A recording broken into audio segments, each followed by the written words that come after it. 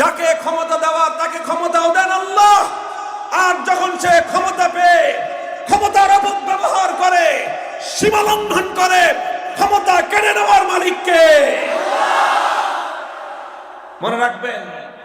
যাকে আমার আল্লাহ ক্ষমতা দেওয়ার সিদ্ধান্ত ফাইনাল করে ফেলেন, পৃথিবীর সকল শক্তি মিলেও তাকে ক্ষমতা থেকে দূরে রাখতে পারে না। আর আল্লাহ যার হাত থেকে ক্ষমতা কেড়ে নেওয়ার সিদ্ধান্ত গ্রহণ করেন, সে যত দুর্ভেদ্য প্রাচীর তৈরি করুক, দুর্ভেদ্য কেল্লা তৈরি করুক, চতুর্দিক থেকে ক্ষমতাকে রক্ষা করার যত শক্তিশালী বলয় তৈরি করুক, সমস্ত প্রতিরোধ বলয় ভেঙে চুরমার করে আমার আল্লাহ ক্ষমতার মসনদ থেকে তাকে ছিটকে ফেলে দেয়।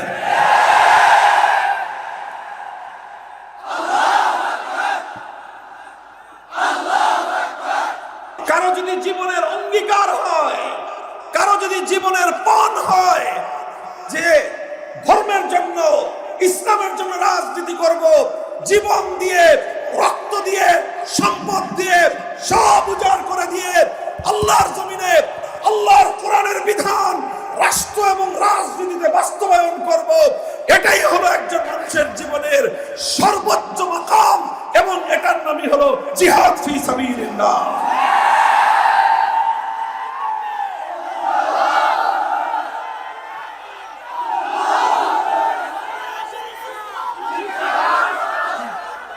ঐতিহ্যবাহী জামিয়া নিজামিয়া দারুল উলুম বেতুয়া মাদ্রাসার আজিমুশান বার্ষিক ওয়াজ মাহফিলে আল্লাহ পাক রব্বুল ইজ্জত আমাদেরকে সমবেত হওয়ার তৌফিক দান করেছেন।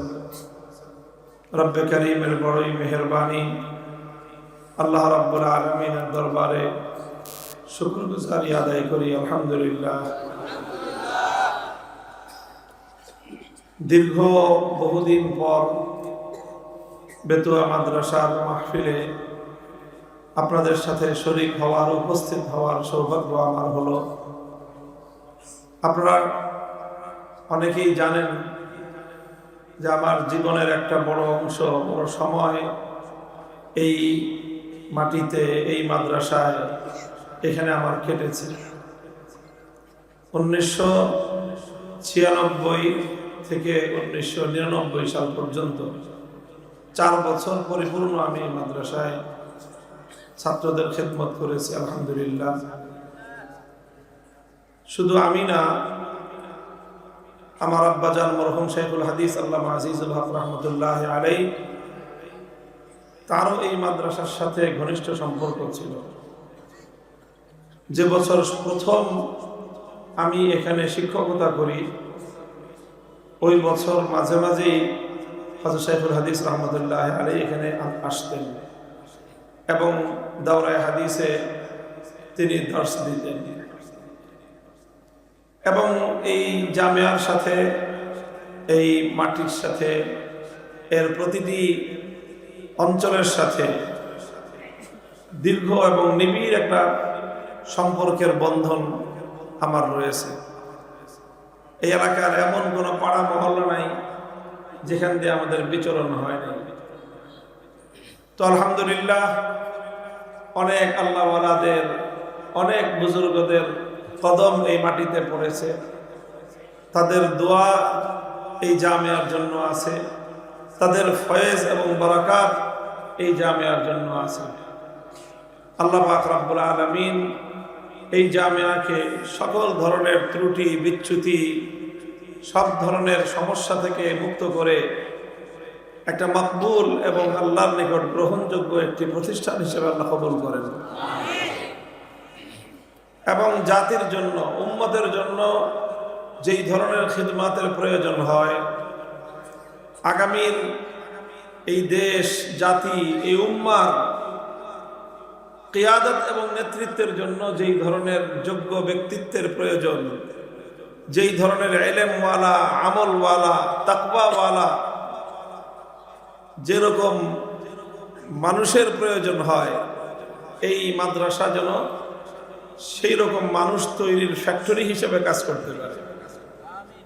আমরা দোয়া করি আমাদের ভাই হযরত মাওলানা আব্দুল বাসেত খান হাফিজাহুল্লাহ, ছাত্র জীবনেও আমার 1 বছরের সিনিয়র, উনি আগে জামিয়া রহমানিয়ায় আমাদের আগের বছর তিনি দাওরায়ে হাদিস পড়েছেন।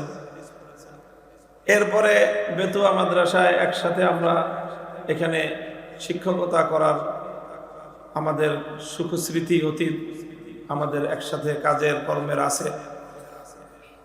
এরপরে আমরা ভৌগোলিকভাবে এক একজন এক এক জায়গায় কাজ করেছি, কিন্তু আমাদের আত্মার বন্ধনটা অটুট ছিল। এই করতে করতে শেষ পর্যন্ত 2021 সাল আসলো। 2021 সালে যখন আমাদের উপর তুফান আসলো, এক ঝড়ো হাওয়া বইল, একটা বিশাল রাষ্ট্রীয় অপশক্তি তার সকল শক্তি নিয়ে আমাদের উপর ঝাঁপিয়ে পড়ল। আমাদের উপর 2021 সালে যেই তুফানটা আসলো, সেই তুফানের মূল টার্গেট ছিলেন কায়েদে মিল্লাতে ইসলামী আল্লামা জুনায়েদ বাবুনগরী রহমতুল্লাহ আলাইহি।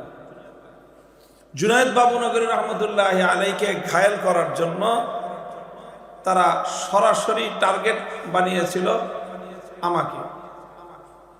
মনে করেছিল আমি জুনায়েদ বাবুনগরী রহমতুল্লাহ আলাইহির প্রধান হাতিয়ার আমি।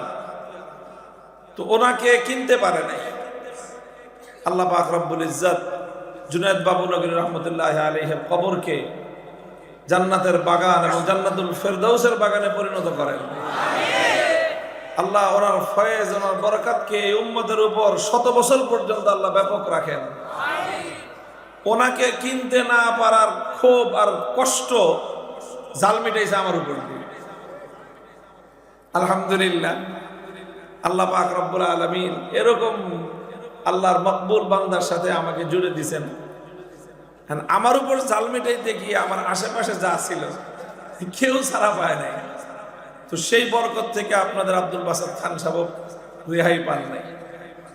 ওনারা সব, এই খালেদ সাইফুল্লাহ আইয়ুবী সাহেব, উনিও আমার সাথে জেলখানায় গেলেন, আর আমাদের খান সাহেব আর মাওলানা হাসান জামিল সাহেব, ওনারা আমাদের রাবেতাতুল ওয়াইজিন বাংলাদেশের সকল যারা বক্তা ওয়াইজ, তাদেরকে সুন্দরভাবে সম্মিলিত একটা উদ্যোগে দেশের মাহফিলগুলো, ওয়াজ মাহফিলগুলো যেন আরো সুন্দর হয়, আরো ভালোভাবে পরিচালিত হয়, আমরা ওয়াইজরা যেন মানুষকে আরো ভালো খেদমত করতে পারি, এই উদ্দেশ্যে আমরা ওয়াইজদের একটা সংগঠন রাবেতাতুল ওয়াইজিন গঠন করলাম।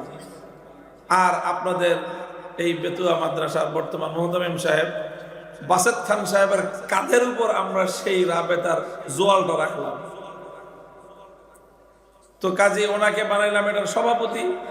আলহামদুলিল্লাহ চললো কিছুদিন। এরপরে যখন এই তুফান আসলো, তো এই তুফান ওনাদের দুইজনকেও তাড়া করে ফিরছে। দীর্ঘদিন পর্যন্ত সরকারের সর্বোচ্চ মহল থেকে এবং গোয়েন্দা সংস্থাগুলোর গুরুত্বপূর্ণ ব্যক্তিবর্গ ওনাদেরকে মাসের পর মাস ধাওয়া করছে। আমরা সকলেই এই তুফানের মধ্যে, এই ঝড়ের মধ্যে আমরা বিভিন্ন জায়গায় ছিলাম শারীরিকভাবে, কিন্তু আমাদের আত্মা এবং আমাদের অন্তরগুলো সব সংঘবদ্ধ এবং ঐক্যবদ্ধ ছিল। আলহামদুলিল্লাহ, তার বরকতে আল্লাহ পাক এক সময় তুফানকে ঠান্ডা করে দিলেন। তুফান থেমে গেল। আল্লাহ আবার আমাদেরকে একত্রিত করলেন, আর এমন ভাবে একত্রিত করলেন যে এরপরে আমাদের তুফান শুরু হলো। আল্লাহ আমাদেরকে দিয়ে যখন তুফান শুরু করলেন, তো তাদের তুফানের মুখে তো আমরা মাটিতে কামড়ায় পড়েছিলাম। আল্লাহ এমন এক তুফান শুরু করলেন, সেই তুফানের সেই ঝড়ে তারা উড়ে এই সীমান্ত থেকে তারা বাইরে চলে গেল। আলহামদুলিল্লাহ, আল্লাহ পাক রব্বুল আলামিন এভাবেই আল্লাহর পথের অভিযাত্রীদেরকে আল্লাহ পাক যুগে যুগে সাহায্য করেছেন। এবং ওয়াল আকিবাতু লিল মুত্তাকিন, আমরা বিশ্বাস করি চূড়ান্ত বিজয় যারা আল্লাহর পথে থাকে তাদেরই হয়। ভয়ের কোনো কারণ নাই। সাময়িক বিপদ আসে, এবং এটাও যে আল্লাহ এই যুগে আমাদের জন্য বিপদটাকেও সহজ করে দেন, এবং যতটুকু বিপদ আল্লাহ দেন সেই বিপদটাকে সহজ করার জন্য আল্লাহর পক্ষ থেকে সাহায্য আল্লাহ পাক একই সাথে নাজিল করেন। তো যাই হোক, আলহামদুলিল্লাহ আপনাদের এই প্রজন্মের যারা এখন বয়স 40 বছরের কোটায় বা 35-40 বছর, তাদের সাথে অনেকের সাথেই দীর্ঘ হৃদ্যতার সম্পর্ক। এই এলাকার অসংখ্য অগণিত বাড়িতে গিয়েছি, এই এলাকার বহু মসজিদে নামাজ পড়েছি, এই এলাকার বহু মাইয়েতের জানাজা পড়েছি, অনেক মাইয়েতের দাফনে আমি নিজে কবরেও নেমেছি। এখানে এরকম একটা মাটির সাথে আন্তরিকতার সম্পর্ক আমার ছিল। তো আলহামদুলিল্লাহ এই জামিয়া আবার ঘুরে দাঁড়িয়েছে, উন্নতির দিকে যাচ্ছে, এতে আমরা আশাবাদী, আল্লাহর শুকরগুজার। আল্লাহ পাক রব্বুল আলামিন এই জামিয়াকে তার চূড়ান্ত লক্ষ্য পর্যন্ত পৌঁছায় দিন। মুহতারাম হাজিরিন, আমি আপনাদের সম্মুখে পবিত্র কোরআনে কারীমের সূরাতুল হজ্জের 41 নম্বর আয়াতটি তেলাওয়াত করেছি। এই আয়াতের মধ্যে আল্লাহ পাক রব্বুল আলামিন ঈমানদারদের একটা বৈশিষ্ট্যের কথা বর্ণনা করেছেন। এই বৈশিষ্ট্যটা, ঈমানদারদের অনেক বৈশিষ্ট্যই আল্লাহ কোরআনে বর্ণনা করেছেন, এক এক জায়গায় এক এক হালাতের বৈশিষ্ট্য। মুমিন যখন ইবাদত করবে তখন তার কি বৈশিষ্ট্য হবে, মুমিন যখন ব্যবসা বাণিজ্য করবে তখন তার কি বৈশিষ্ট্য হবে,